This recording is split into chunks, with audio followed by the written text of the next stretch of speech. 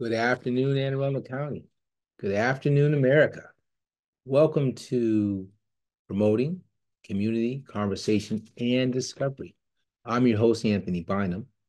These are exciting times here in Anne Arundel County. Oh, by the way, the name of our production company is the Glen Burnie Players. But again, these are exciting times here in Anne Arundel County.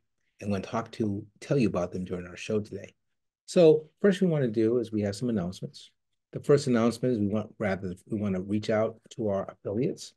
So we will start off with right here in Arundel County Community Television. Thank you for running our show.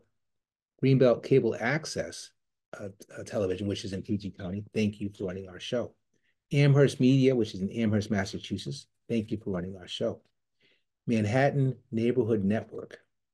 So I reached out to them this week. We had some communications. Matter of fact, we had some miscommunication, actually is what it was. The show we had submitted to them, Maryland Men of the Cloth, back in March, they ran for us in April. But for some reason, I didn't get the email. So they ran it for us the 1st, the 4th, and the 6th. So we want to thank you for that. And we want to make sure we continue a relationship with Manhattan Neighborhood Network, the largest cable access stations or network rather in the country. So thank you for that. Thank you. Okay, now let's see here. Upcoming announcements. So here's the first one.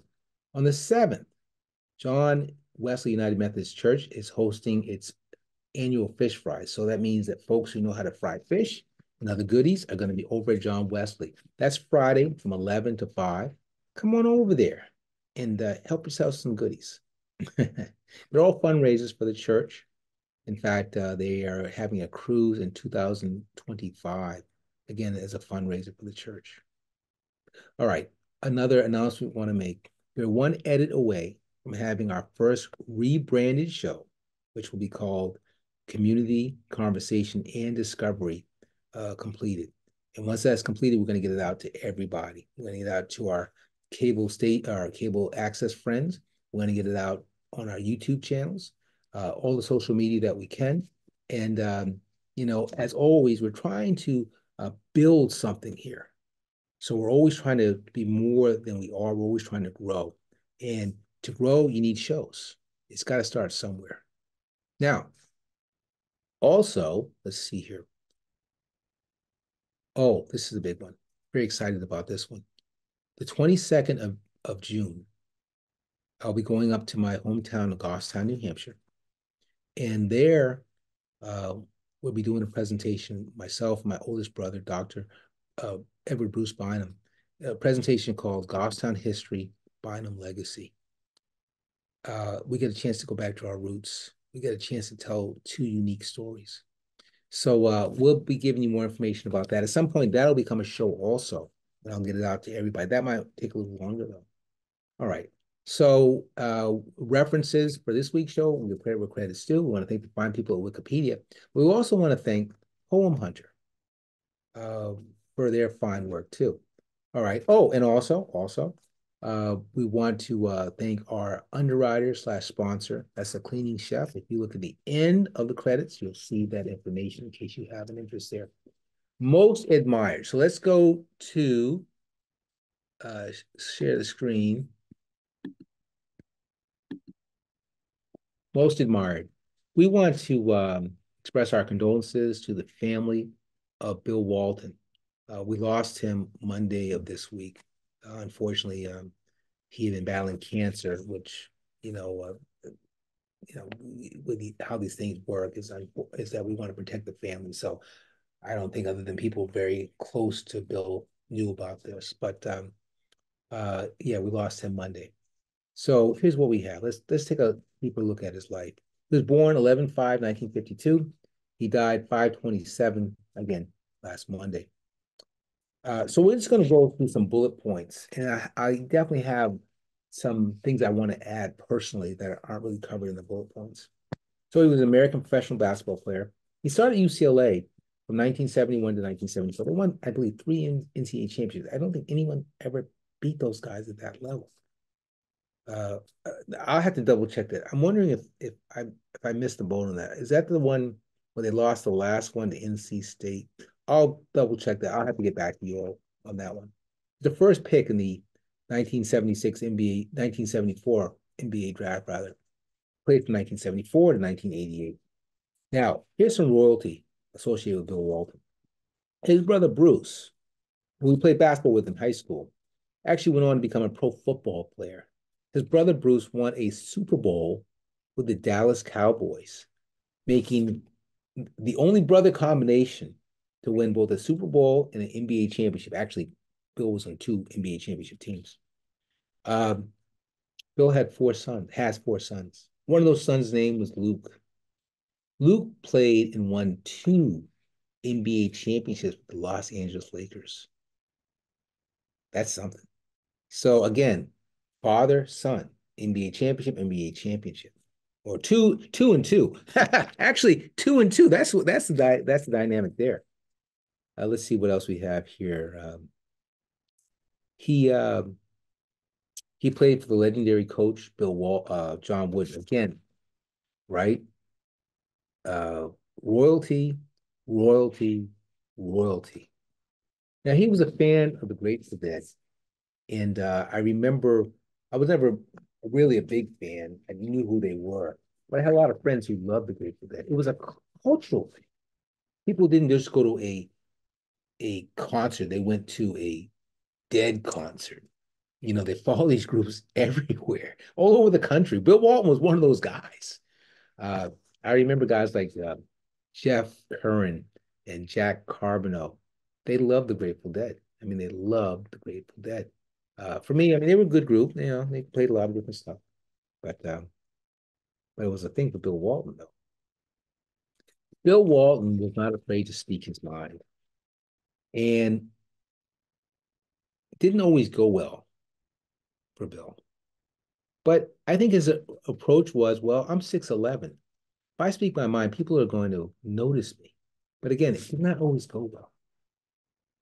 So one thing I found out about my research is that while Bill Walton played 14 years in the league, he only played two full seasons. Those injuries that Bill Walton had, maybe because he grew so fast, probably, maybe, I don't know. Uh, they started in high school. No, they didn't start in the pros. They didn't start in college. They started in high school. It was always an ankle here and a foot there and a knee here. This guy just had all kinds of surgeries, all kinds of surgeries. He probably lived in constant pain. Uh, but he was a warrior. So, you've got number one pick. Portland probably expansion team, so they got the number one pick. And 2 years go by, he's not playing. And a lot of folks are probably saying, he's injury prone. And of course, when you're a white professional athlete and you're supposedly the savior of the league, he becomes a great white hope. And after 2 years, people were just like probably done with him. But I saw Bill Walton at his best because in that third year, it was the year of the merger, and Bill Walton and his team got to the NBA championship. So Walton had a kind of a unique jump shot.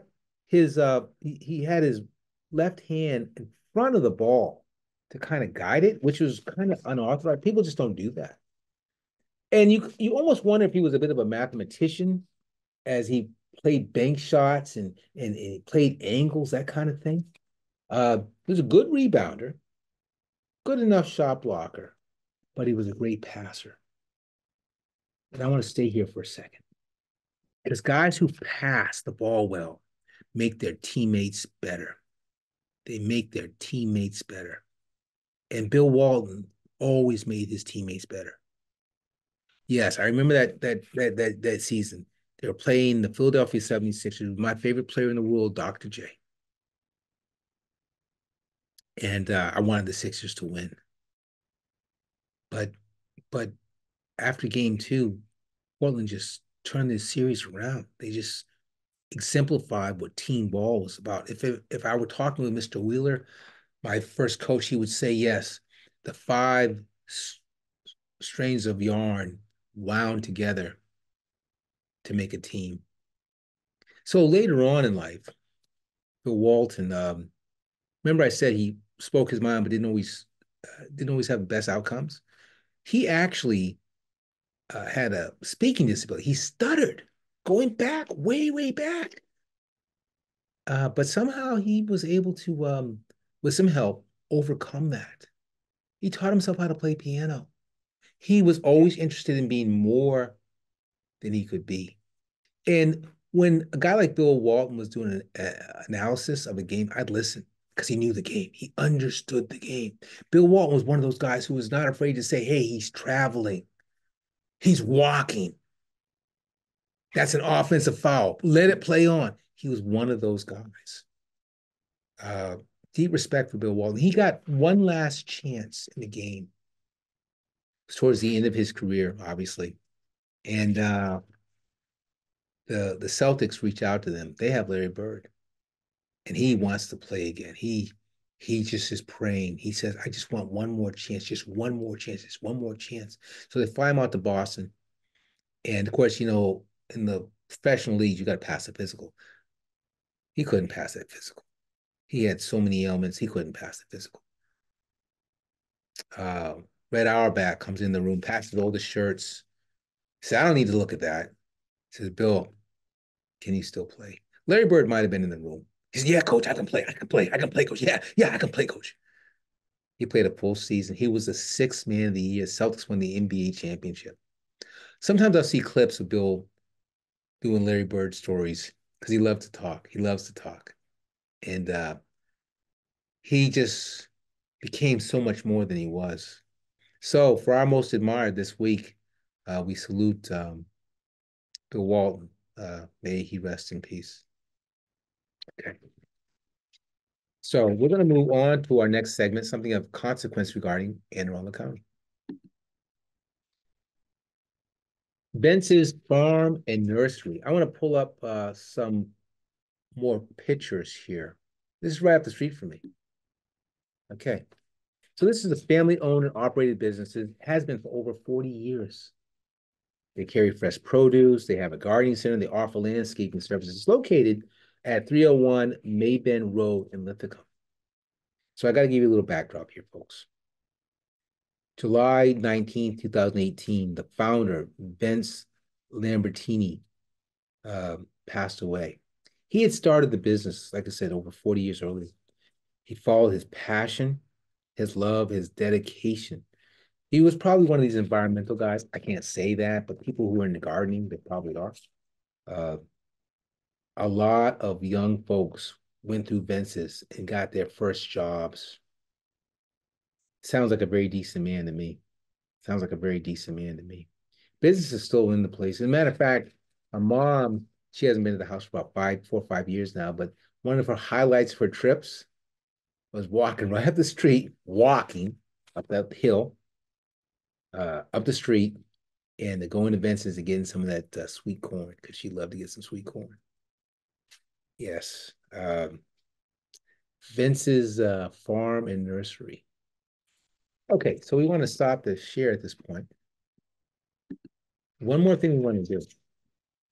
So, as I noted, we discussed the life of Bill Walton. We mourn his passing. And I was thinking, 6'11", you're always the biggest man in the room. You're always the biggest man in the room. What about a poem about being the center of attention? And I found one through the Poem Hunter. This was written by Lawrence S. Pertella. So let me go ahead and read it to you. Doesn't it seem as if the one most opinionated as to who should do what to get things done is seldom the one to show proof of doing anything others can criticize? People will lie on others when given the opportunity, especially if another is conveniently absent. With a doing without an equal and shared mutual expertise that is exchanged in public in the presence of another accused, as quickly as those opinions by one are given. Usually it's just that one verbally attacking behind another's back, isn't it? People will lie on others when given the opportunity, especially if another is conveniently absent.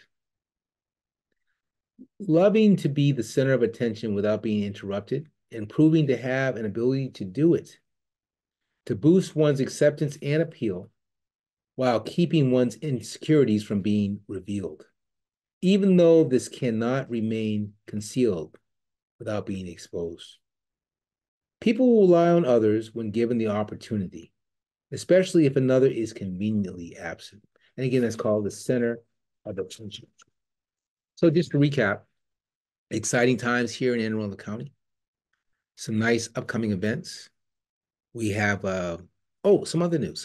So we had taken a bit of a hiatus for the show because we're working on this rebrand, and there were some business things involved in that also. But they're going well now. Our board is together.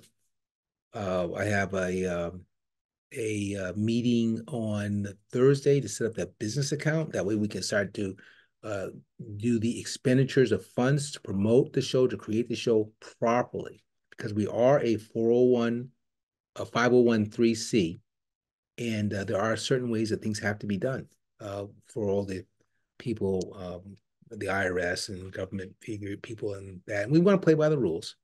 We want to be considered important, relevant, and legal.